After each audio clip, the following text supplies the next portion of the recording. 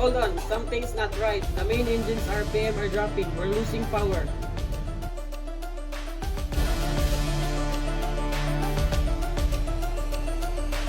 Chief, the fuel pressure is plummeting. We have a leak somewhere. I need to liquid it.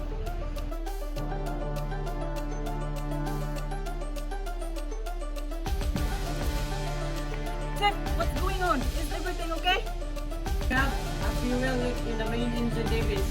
Go to the bridge and inform Captain Larson immediately.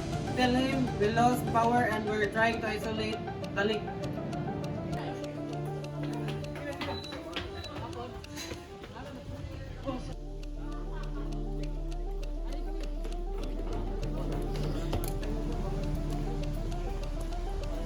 Captain, we have the problem in the engine room.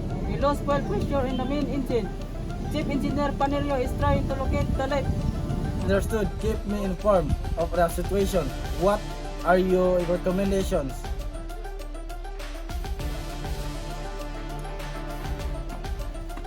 Captain wants to know what we recommend. We need to attempt to start the auxiliary engine for emergency power. And given the storm, Captain, we need to consider contacting the Coast Guard. The auxiliary engine give us some time, but we may need their assistance. Good, start the auxiliary engine immediately and inform the Coast Guard about your situation. Let them know our location and our course of action.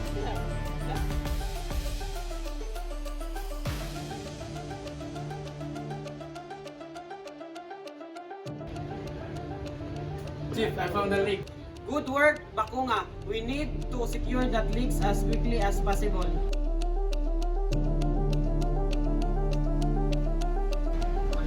Captain, we've secured the fuel line leak.